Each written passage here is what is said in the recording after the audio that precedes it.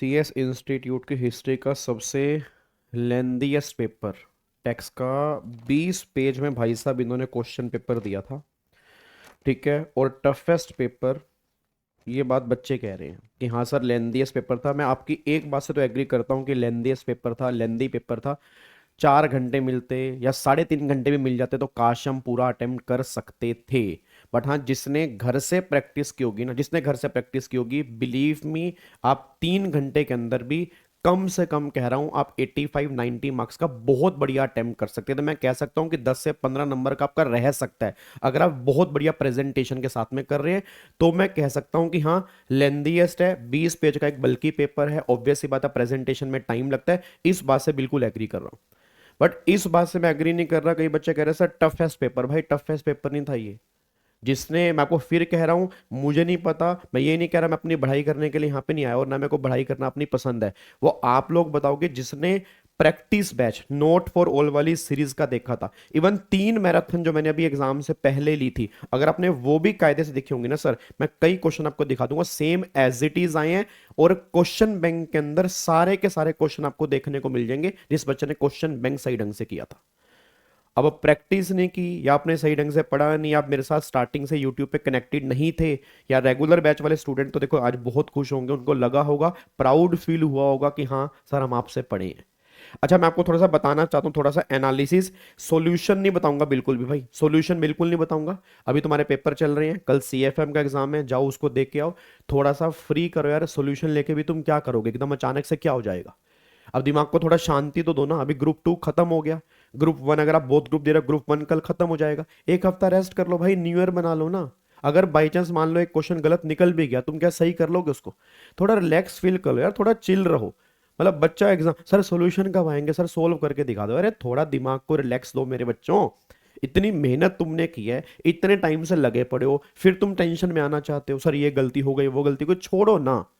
हमने अपना बेस्ट किया या नहीं किया? मैंने तुम्हें पहले कहा था कि पेपर से बाहर आके ये बोल देना कि हमने बेस्ट किया बस, मुझे और कुछ नहीं सुनना। और बहुत सारे बच्चों ने मुझे ये बोला कि सर हमने अपना बेस्ट किया जी। अब मैं आपको एक बार दिखाता हूँ, ये पेपर 20 पेज का है जी।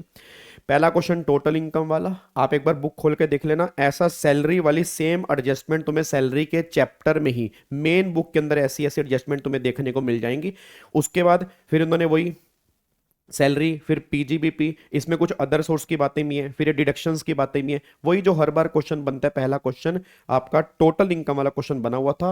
ये टफ क्वेश्चन नहीं था, जिसने बहुत सही ढंग से पढ़ा है आराम से वो इसको सोल्व कर सकता था, जिसने आराम आराम से क्वेश्चन किया है। उसके बाद अगला क्वेश्चन जो है, ये क्वेश्चन पीजीपी का है। ये पूरा फुल फ्लैज क्वेश्चन पीजीपी का निकल के आया था। तो पीजीपी आपके एग्जाम में आप मान के चलो अच्छा खासा नाना करते हुए 10 नंबर का पीजीपी बना हुआ है। उसके बाद फिर हाउस प्रॉपर्टी वाला क्वेश्चन मैंने कहा था बनेगा ही बनेगा। ये हाउस प्रॉपर्टी वाला चेक कर लो, कितना सिंपल क्वेश्चन मेरे को तो लगा, बाकी तुम्हें पता नहीं। हाउस प्रॉपर्टी वाला क्वेश्चन बना हुआ है, इसके अंदर वो इंटरेस्ट वाली एडजस्टमेंट भी पूछी है जो आपको मैंने सुबह बताई थी। इवन मैंने सुबह जो क्लास ली थी ना एग्जाम से पहले, उसके अंदर मैंने कहा था 50C आएगा, याद करो। उसके अंदर मैंने कहा था अपडेटेड रिटर्न आएगा, याद करो। वही सेम एग्जाम के अंदर, अभी एग्जाम के अंदर आया हुआ है। अब मैं दिखाता हूं ये वाला question set of and carry forward का जी, सेट ऑफ लॉसेस का है। ये क्वेश्चन भी ऐसा सा क्वेश्चन आपको बुक के अंदर देखने को मिल जाएगा। उसके बाद ये वाला क्वेश्चन अदर सोर्स का है, एक क्वेश्चन अदर सोर्स का भी यहां पर बना हुआ है। उसके बाद ये कैपिटल गेन, देखो 50C वाला क्वेश्चन। मेरे को उम्मीद थी स्लम सेल पूछ सकते हैं, बट इन्होंने स्लम सेल को फिर इग्नोर किया। 50C वाला क्वेश्चन बना हुआ है यहाँ पर। 50C अगर जिस बच्चे ने पढ़ा है आराम से वो क्वेश्चन सोल्व कर सकता है। उसके बाद ये रेजिडेंशियल स्टेटस वाला बताओ कि अगर आप RNOR हो तो भाई ROR RNOR NR कौन कौन सी इनकम टैक्सेबल होती है। ऐसे हमने कई क्वेश्चन प्रैक्टिस किए हुए हैं जी। उसके बाद ये 139AA आधार कार्ड वाला। उसके बाद फिर यहाँ पर अपडेटेड रिटर्न की टाइम लिमिट, ये भी आपको पता होनी चाहिए। हाँ, ये थोड़ा सा कह सकते हैं कि 194S शायद आपने नहीं पढ़ा होगा। वर्चुअल डिजिटल एसेट वाले केस में TDS के प्रोविजन क्या होते हैं ये आपको याद नहीं होगा, इस बात से मैं एग्री कर सकता हूं। बट कई बच्चों ने थ्योरी क्वेश्चन छोड़ दिया, मेरे अकॉर्डिंग बहुत अच्छा किया अगर आपको प्रैक्टिकल आते थे, क्योंकि प्रैक्टिकल में पूरे नंबर मिलते हैं। उसके बाद ये सेक्शन 10 कौन कौन सी इनकम एग्जाम्ड है, कौन कौन सी इनकम एग्जाम्ड नहीं है। फिर ये आपका क्लबिंग ऑफ इनकम वाला क्वेश्चन, माइनर वाला, याद करो मैराथन के अंदर मैंने ऐसा क्वेश्चन क्लबिंग ऑफ इनकम वाला तुम्हें करवाया था जी। उसके बाद फिर ये रेजिडेंशियल स्टेटस, कैसे रेजिडेंट बनेंगे, कब नॉन रेजिडेंट बनेंगे, आपको स्टेटस यहाँ पे कैलकुलेट करना था। उसके बाद फिर ये वाला क्वेश्चन जीएसटी का, चेक करो मास्टर क्वेश्चन। ऐसे हमने क्वेश्चन प्रैक्टिस किए थे मास्टर क्वेश्चन के अंदर, इनवर्ड सप्लाई आउटवर्ड सप्लाई वाले, याद है वो 3 टेबल बनती हैं, देखो वही 3 टेबल यहां पर बनानी थी। पहले आउटवर्ड सप्लाई, फिर आपकी इनवर्ड सप्लाई, फिर आपका आईटीसी, नेट जीएसटी लाइबिलिटी आपको निकालनी थी जी। और क्वेश्चन आपका बना 5 5 10 4 14 और 6 20 नंबर का भाई साहब पहला मास्टर क्वेश्चन बना, बताओ जो हमने मास्टर क्वेश्चन जीएसटी के प्रैक्टिस किए थे जी। उसके बाद फिर यहां पर अगर आप चेक करोगे, ये भाई साहब ये देख लो वैल्यूएशन, याद कर लो परसों वाली मैराथन वैल्यूएशन वाला मैंने सेम क्वेश्चन, फिगर थोड़ी बहुत ऊपर नीचे होगी, याद करो सेम क्वेश्चन मैंने तुम्हें वैल्यूएशन वाला करवाया था। सेम कह रहा हूं सर, जाके बुक खोल के देख लेना या परसों वाली मैराथन देख लेना जी। उसके बाद फिर यहां पर प्लेस ऑफ सप्लाई वाला क्वेश्चन ये वाला आया हुआ है जी। उसके बाद ये आईटीसी वाला, अब बताओ आईटीसी वाला कितना सिंपल क्वेश्चन उन्होंने पूछा है। अगर किसी बच्चे ने आईटीसी सही ढंग से पढ़ा है, चेक करो पहला क्वेश्चन भी ऑलमोस्ट आईटीसी का है, ये भी आईटीसी का, नाना करते भी आईटीसी, कम से कम 20 नंबर का तो पेपर आईटीसी में से बना हुआ है। उसके बाद ये वाला क्वेश्चन आपका, नेक्स्ट क्वेश्चन देख लो, ये वाला लो, ये लो जी, देख लो भाई साहब, आपको मैंने कहा था ना वैल्यूएशन में से बनेगा कस्टम का, मैंने कहा था वैल्यूएशन कर लेना, चेक करो कितना गिरा हुआ क्वेश्चन बना है। आपको FOB, freight charges, insurance charges अगर अवेलेबल नहीं होंगे तो 1.125% लेते हैं, लैंडिंग चार्जेस हम यहाँ पे लेते नहीं है। अब आपको रेट भी दे रखा है, सीबीआईसी का रेट लेते हैं जी, ठीक है जी। अब सीबीआईसी का जिस दिन बिल ऑफ एंट्री आपने फाइल की होगी तो यहां पर ये देख लो। उसके बाद अगला क्वेश्चन ये वाला आपका अकाउंट्स एंड रिकॉर्ड्स का, ये प्योर थ्योरी बेस्ड क्वेश्चन था। फिर ये क्वेश्चन रजिस्ट्रेशन का, भैया कितने दिन में रजिस्ट्रेशन करवाने के लायबल है, याद है वो 30 दिन में, लायबल के 30 दिन में करवाना होता है, इफेक्टिव डेट फिर लायबल से बन जाती है, ठीक है। फिर आपको रिवाइज इनवॉइस इशू करना पड़ता है, वो वाला पॉइंट इन्होंने यहाँ पर। और फिर ये क्वेश्चन देख लो जी, अब रेंटिंग ऑफ इमूवेबल सर्विस की सप्लाई, टाइटल वाले गुड्स बनेंगे, राइट वाले सर्विस बनेंगे, लो जी देख लो। अब ये गुड्स और सर्विस पूरे 5 नंबर में 5 पार्ट पूछे हैं, सेम क्वेश्चन तुम्हें बुक में देखने को मिल जाएगा।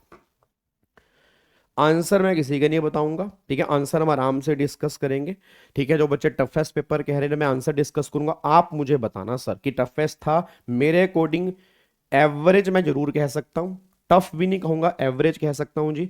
और मेरे अकॉर्डिंग अगर जिस बच्चे ने नोट फॉर ऑल की सीरीज देखी है, पेपर इजी था जी, आप इसमें बहुत बढ़िया स्कोर कर सकते थे। हाँ ये बात कंफर्म है कि पेपर लेंदी था, टाइम लगना था इसके अंदर, इंस्टीट्यूट थोड़ा सा और टाइम देता, या तो उन्होंने खुद अटेम्प्ट करके नहीं देखा होगा या अटेम्प्ट करके देखा होगा, उस मैटर पे नहीं जा रहे, बट इन्होंने अच्छे से प्रैक्टिस की थी। आप पेपर कम से कम 85-90 नंबर का अच्छे से करके आओगे तो भी तुम्हारे बहुत बढ़िया नंबर आएंगे।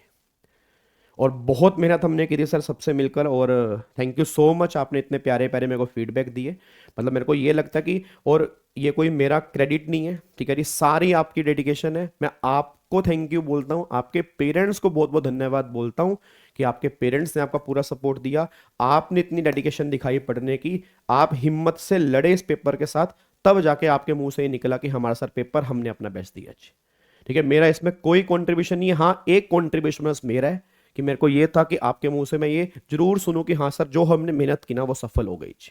बाकी रिजल्ट देखो ऊपर वाले के हाथ में है, हमने अपना बेस्ट दिया, रिजल्ट है ऊपर वाले के हाथ में, हमें अपनी तैयारी अब सीएफएम की करनी है अच्छे से। अगर खत्म हो चुके हैं एंजॉय करो, चिल मारो, न्यू ईयर मनाओ अच्छे से अपनी फैमिली के साथ भाई, ठीक है ना। अब देखो सीए वाले बच्चों का तो एग्जाम है, वो बेचारे अभी न्यू ईयर भी नहीं मना पाएंगे, उनके भी एग्जाम जनवरी में स्टार्ट हो रहे हैं, तुम्हारे एग्जाम पहले खत्म हो चुके हैं, क्यों टेंशन ले रहे हो, ठीक है, टेंशन नहीं लेनी, ठीक है, अपना बेस्ट दे दिया ना, अब रिलैक्स करो, बस थोड़े दिन रिलैक्स करो, देन फिर पेपरों की बात करेंगे सर क्या सॉल्यूशन होंगे, कैसे सॉल्यूशन होंगे, वो तब की तब बात करेंगे, ठीक है। And once again thank you so much, बहुत सारा प्यार, बहुत सारी ब्लेसिंग, वंस अगेन बहुत बहुत धन्यवाद इतनी रिस्पेक्ट देने के लिए, इतना प्यार देने के लिए। आज मैं सेंटर भी गया, वहां पर बच्चों ने इतनी रिस्पेक्ट दी, थोड़ा सा अच्छा लगता है कि बच्चे जब मिलने के लिए आते हैं, और शुक्र भगवान का कि जो मुझे जानते हैं, थैंक यू सो मच, जय हिंद। फिर मिलूंगा बहुत जल्दी, और शॉर्ट्स डालूंगा आज रात को भी, आप देखना शॉर्ट्स देखना बच्चे कैसे मिले थे, बच्चों से मैं कैसा, मतलब सेंटर जाके कैसा मेरे को फील हुआ, आप जरूर शॉर्ट्स वाले फोल्डर में देखना,